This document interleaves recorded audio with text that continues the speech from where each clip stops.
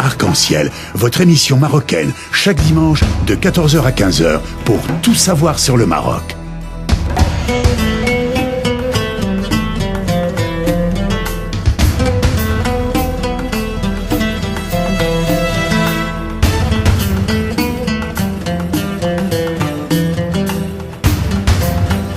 Actualité, culture, économie, société et animation festive. Avec Abdelatif, Arc-en-Ciel au cœur du Maroc.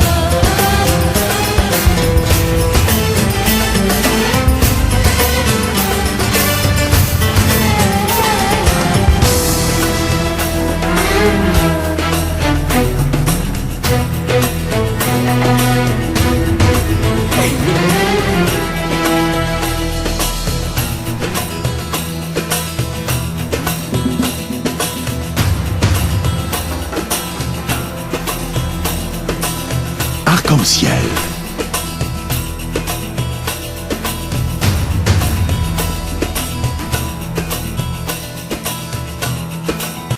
Bonjour, vous êtes sur l'émission Arc-en-Ciel en direct de Radio Pluriel. Monsieur Chakib Boualou, est-ce que vous êtes toujours en direct avec nous? Oui, bonjour. Oui, bonjour. Bonjour Monsieur Chakib Boualou. Donc, alors, vous êtes diplômé de l'Institut national des sciences appliquées de Lyon, professeur à l'École des mines de Paris, responsable scientifique au département énergétique et procédés. Vous êtes avant tout un expert auprès des programmes interdisciplinaires du CNRS, des programmes de coopération franco-indien, de l'Agence nationale pour la recherche et de la Fondation suisse, et surtout secrétaire provincial France de l'Union socialiste des forces populaires et membre du Conseil national. Est-ce que j'ai un peu résumé très très légèrement votre parcours? Oui, c'est à peu près ça.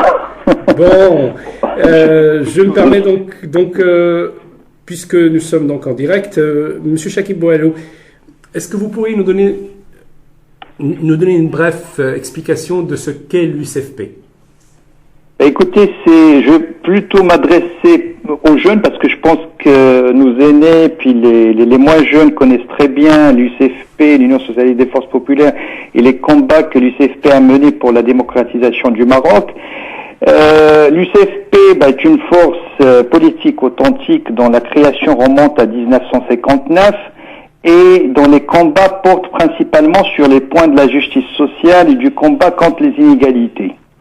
L'UCFP a lutté pendant des décennies pour la construction du paysage politique marocain, avec une date importante en 1975 qui correspond au congrès extraordinaire qui a confirmé le choix démocratique et qui avait désigné Abdelrahim Bouabid premier secrétaire du parti. Ensuite, il y a eu une étape de consolidation du dialogue caractérisée par le mémorandum présenté par l'UCFP contre le plan d'ajustement structurel imposé par le FMI en 1984, et enfin une étape d'ouverture à partir de 1991 avec la présentation du manifeste démocratique conjointement par le parti de l'Istiqlal prenant un rééquilibrage institutionnel et le gouvernement de l'alternance dirigé par Abdelrahman Yousfi en 1998. Alors, juste quelques précisions en ce qui concerne l'UCFP. C'est lors des élections législatives du 27 septembre 2002, l'UCFP était le parti majoritaire. À l'issue des élections législatives anticipées du 25 novembre 2011, le parti a préféré acter son échec électoral pour regagner en crédibilité dans l'opposition. Et en 2012, il y a eu notre 9e congrès national et qui a vu l'élection sur 2 tours de Driss El-Chgar comme premier secrétaire du parti. Alors la période actuelle est marquée par la nouvelle dynamique engendrée par les orientations du 9e Congrès national et les initiatives de la nouvelle direction visant à permettre au parti de retrouver sa véritable place sur la scène politique. L'UCFP est appelé à renforcer son rôle en tant que force d'opposition et parti militant pour un état de droit, une société moderne et un progrès social croissant. Voilà à peu près ce que je peux vous dire rapidement et en quelques minutes sur l'UCFP. Eh ben, très bien, écoutez, merci beaucoup. Alors, puisqu'on est toujours sur l'Union l'Union socialiste des forces populaires, est-ce que vous pourriez nous donner quelles sont les grandes lignes de votre programme? Alors, l'UCFP mobilise ses militants pour contribuer à gagner le pari de la réforme avec une volonté de s'ouvrir sur toutes les potentialités démocratiques et progressistes, partageant avec nous l'engagement pour les causes de la liberté, de la démocratie et de la justice. L'UCFP œuvre aussi pour l'ouverture d'un dialogue avec les intellectuels, les penseurs et les jeunes sur le projet socialiste démocratique qui répond aux attentes de l'étape actuelle et tient compte des changements régionaux et internationaux et pour faire face aux courants conservateurs et traditionnalistes.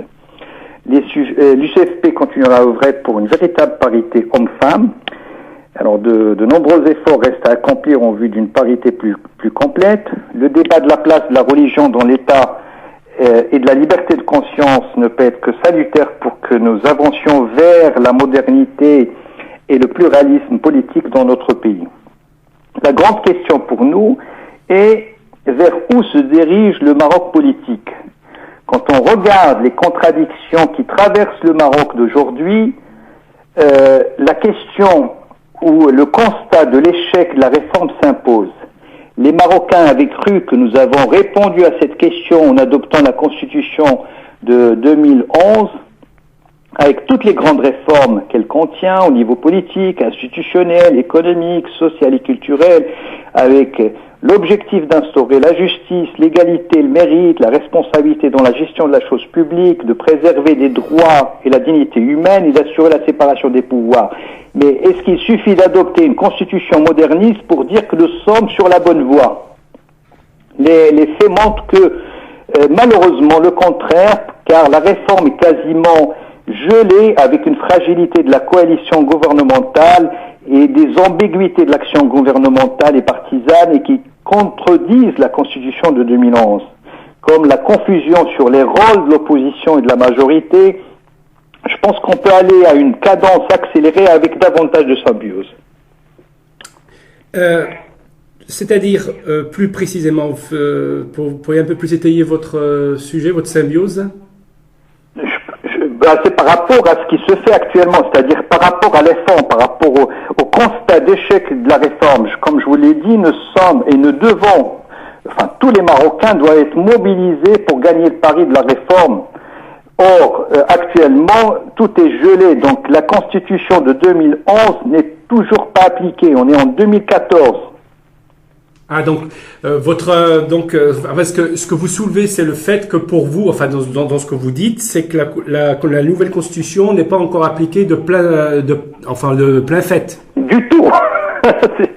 Du tout. Donc, on est vraiment, la réforme est gelée, donc il n'y a rien qui se passe actuellement. Alors, toujours dans cette continuité par rapport un petit peu à votre engagement, vous êtes Marocain, résident à l'étranger. J'ai vu que vous avez fait vos études à Lyon, je pense, vous étiez à la DOA, c'est ça, non? Oui, tout à fait. Oui. Et vous êtes enseignant, vous êtes dans une des plus prestigieuses écoles françaises, l'école des mines, vous êtes chercheur, associé, enfin vous avez quand même... Et pourtant, vous prenez le temps, l'envie et les moyens de vous investir dans un parti politique. Alors vous pourriez être tout à fait dans un parti politique en France pour vous inscrire dans l'histoire de votre espace de vie, et non, vous choisissez un parti politique marocain et puis d'en être le secrétaire provincial. Alors, pourquoi ? Écoutez, moi, mon engagement est très ancien puisqu'il date de mars 1970, vous savez, ça commence à dater. Le Maroc actuel n'est pas une dictature, car il y a des espaces de liberté.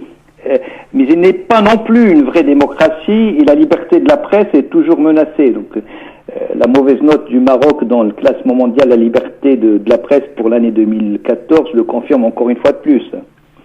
Et surtout, la gestion du temps politique me pose vraiment problème.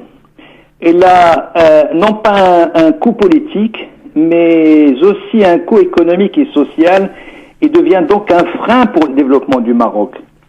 Au Maroc, la célèbre citation de l'homme le plus puissant du 19e siècle, Napoléon Bonaparte, « On gouverne mieux les hommes par leurs vices que par leurs vertus » est toujours d'actualité. Voyez, pour moi, il n'y a pas de dignité sans citoyenneté sociale. C'est ma conviction profonde.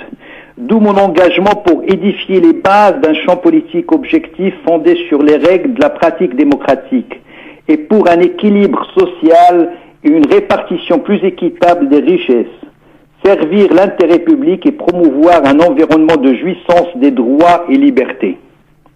Voilà donc le sens de mon engagement, mais par ailleurs je suis engagé aussi dans le Parti socialiste français avec lequel nous avons d'excellentes relations.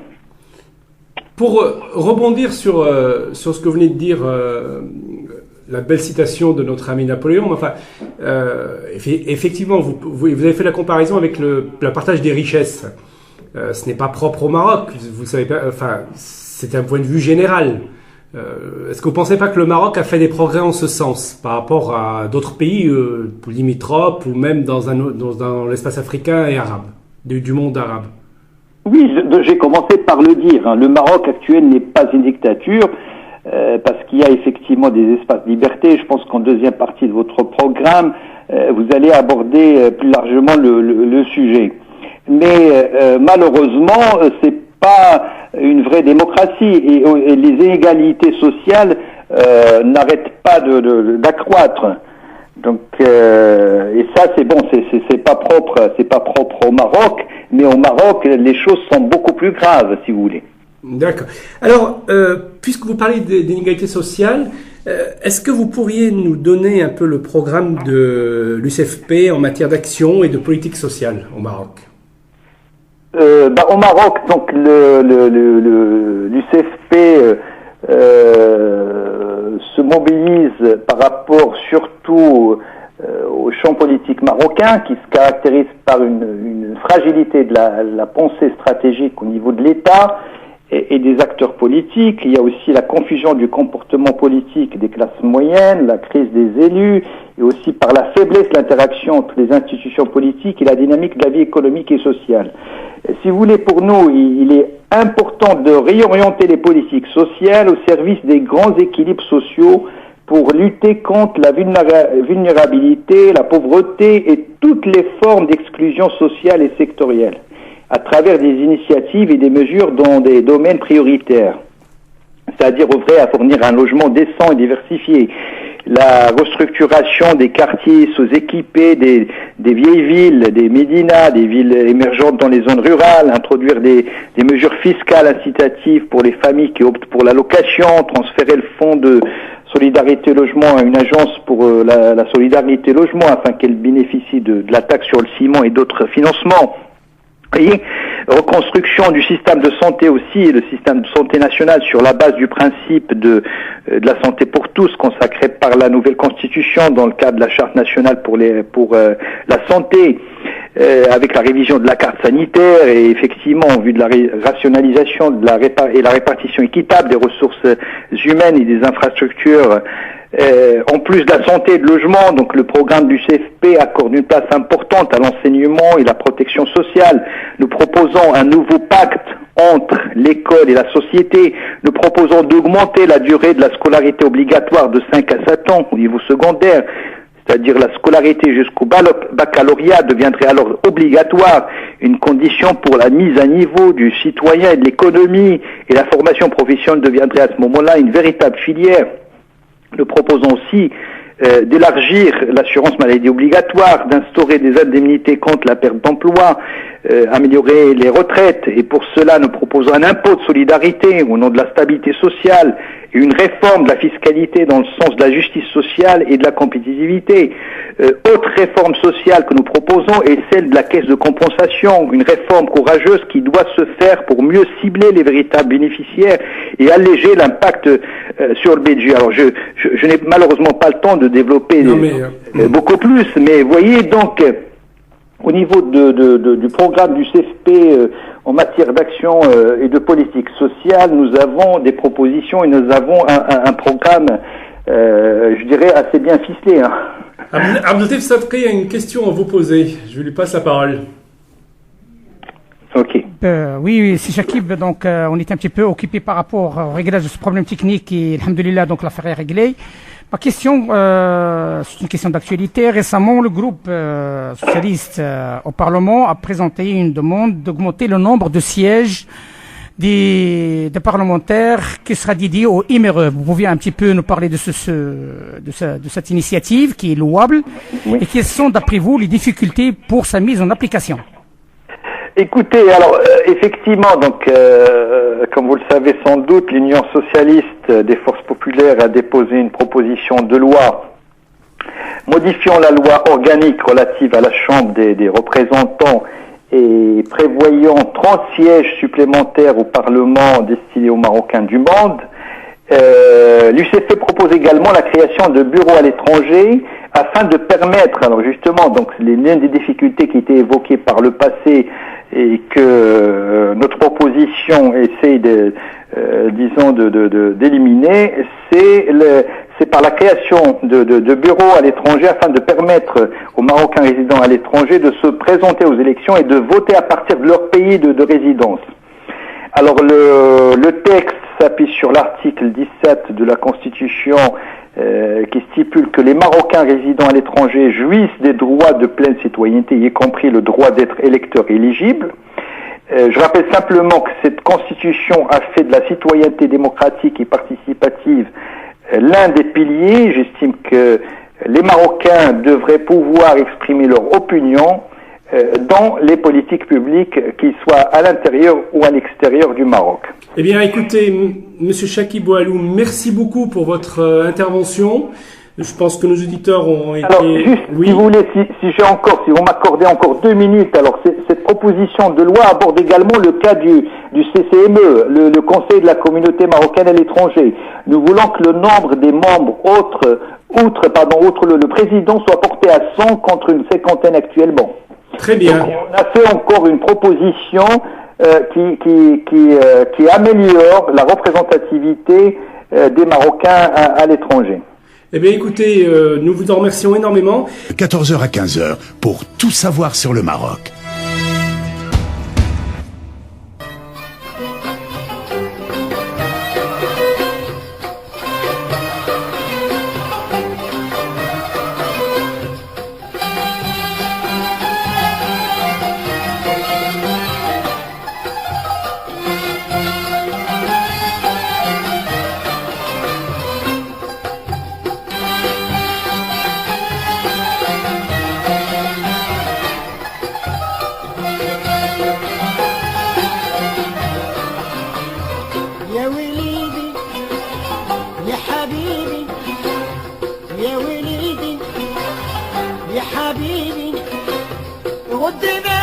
هذه بلادك أنت